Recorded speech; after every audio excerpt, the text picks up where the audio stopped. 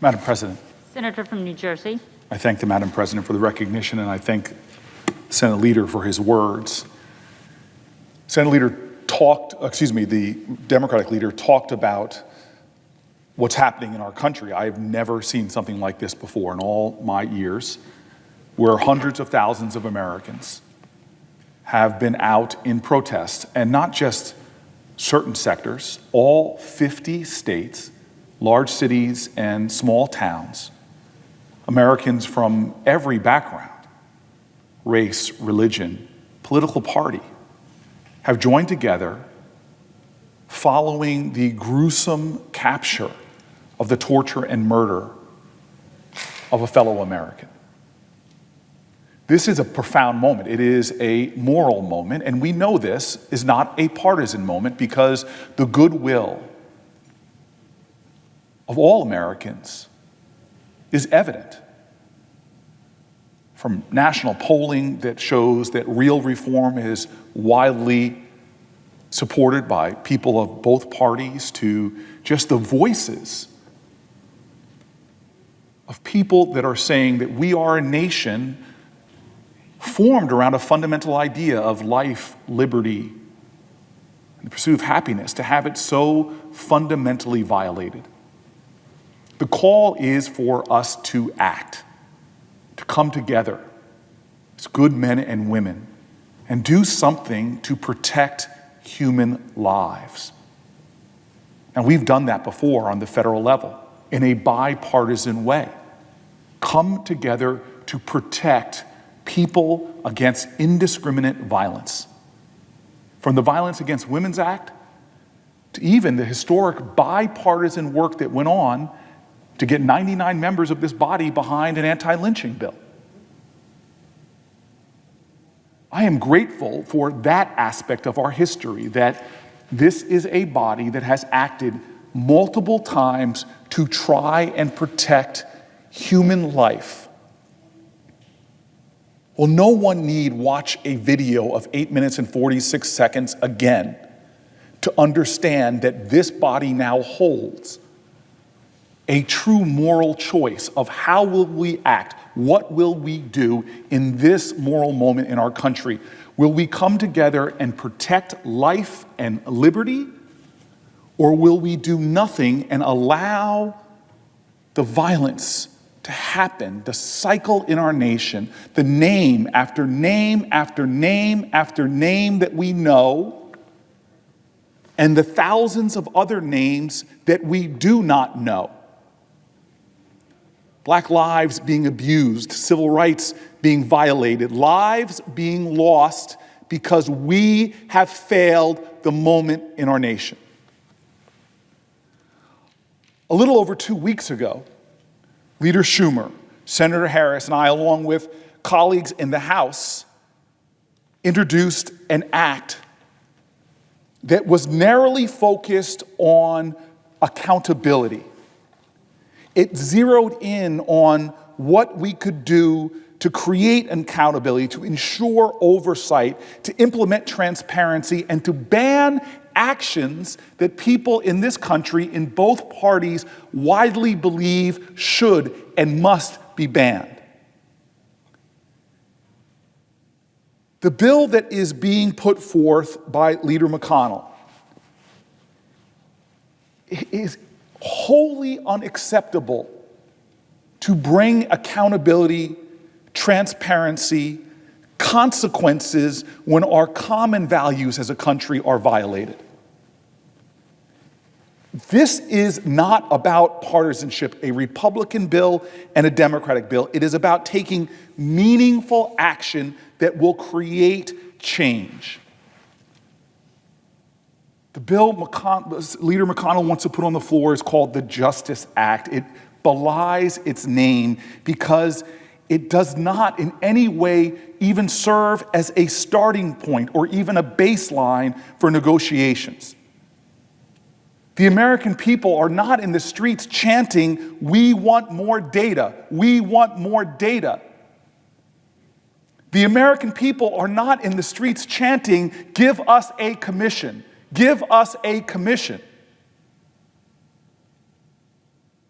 We know the data. We have had commissions from the Kerner Report all the way to the 21st Century Task Force on Policing.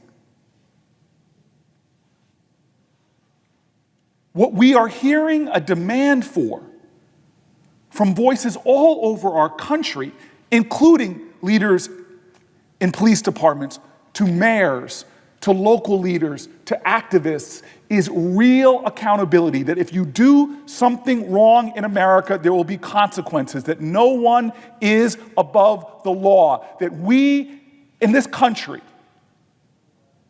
will make sure that those who represent law and enforcement do so in a way that accords with our common values and our common ideals. In fact, we want to go further in this country. We have a greater moral imagination that does not have us trapped in the quicksand of the present, but calls to us to rise to a higher ground, that we can be a nation that imagines ourselves having a larger definition of law enforcement, a larger definition of public safety. We cannot get mired in this moment. This must be the start of climbing to that higher ground.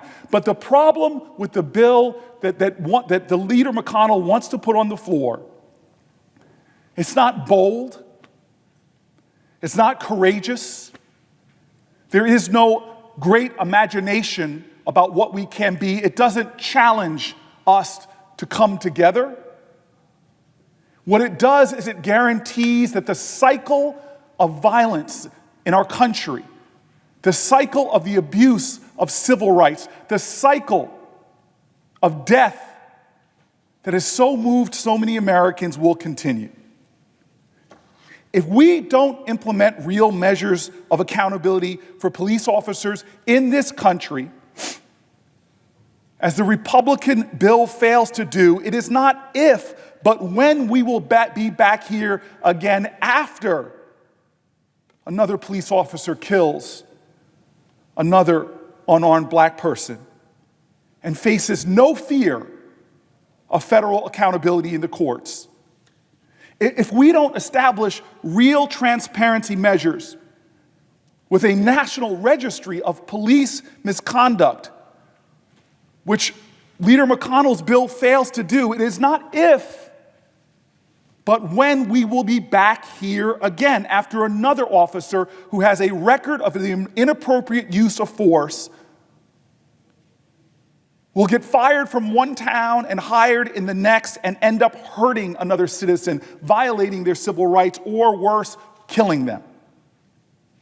If we do not end those harmful practices that Americans from all backgrounds know are wrong, like racial and religious profiling, no-knock warrants in drug cases, and the use of chokeholds, which this McConnell bill fails to do, it is not if, but when we will be back here again after another Breonna Taylor is murdered in her own home, after a no-knock warrant, after another Eric Garner is suffocated to death on a sidewalk with an inhumane chokehold. And if we do not create a national use of force standard in America, which this Republican bill again fails to do, we will be back here again the next time another officer uses deadly force when they could have used de-escalation, because that deadly force was reasonable, though not necessary.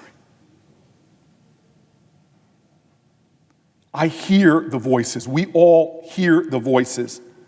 The anguish, the agony, the pain, the trauma, the hurt. It has triggered a nation to rise up like has never happened in the last 50 years. We are in a moment of profound possibility, but what do we face? It being shut down here in the Senate over an impotent bill that fails to meet this moment. The American people are demanding accountability, not commissions. They are demanding accountability, not study. They are demanding accountability, not data collection. alone. We have to ask ourselves, will we stand for a bill with zero accountability, or will we rise? I'm so frustrated because I've been here now for 6 years, and I've seen from inside this body as a member to even before I came here, how the leader has done bipartisan efforts. I saw it on immigration reform. A gang of 8 was formed, discussions were had, and they came to a bill. They put it on the floor and they voted for it. I've seen it in this COVID crisis. People met and worked on solutions. I've seen it time and time again, how when there is a sincere desire to come to a bipartisan consensus, how it works. But this is not how Leader McConnell is acting now. Where is the good faith? Where is the yearning for justice? Where is the desire to get something real done? There have been no hearings. He has called for no discussions. He has called for no meaningful engagement in the way we have done in the past from stakeholders and groups that have been working on this issue. He has not sent it to the appropriate committee of jurisdiction. This is not what the American people want. This is not what this moment calls for. This is shameful. This is a desire to turn a page, to point a finger of blame, and to leave the calls for justice in this country falling upon the mute ears, the deaf ears of a body that should be hearing, listening, and responding. There's no easy fix for the problems we face, but they do demand work. They don't demand simple monologues. They demand real dialogue. This is not a time to retreat into our corners. It's a time to engage each other. I cannot in any way give any justice or sanction to this, what is going on in this body now. We will be back here again. We will see more video capturing the dark corners of our country that must be brought into the light and solved with the spirit of this nation. I join Chuck Schumer and Kamala Harris in urging Majority Leader McConnell not to proceed in this way. It's not progress. It is an attempt to turn a page on history that we will have to revisit. Every minute, every hour, every day, we do not act. Black lives are in danger. Our fellow citizens are in danger. We, as a nation, our principles and ideals are in danger. It is time that we come together and provide hope from this body that truly serves to honor what the public is calling for, which is action, not retreat, but for us to try in this body to rise together. I yield to my colleague from California.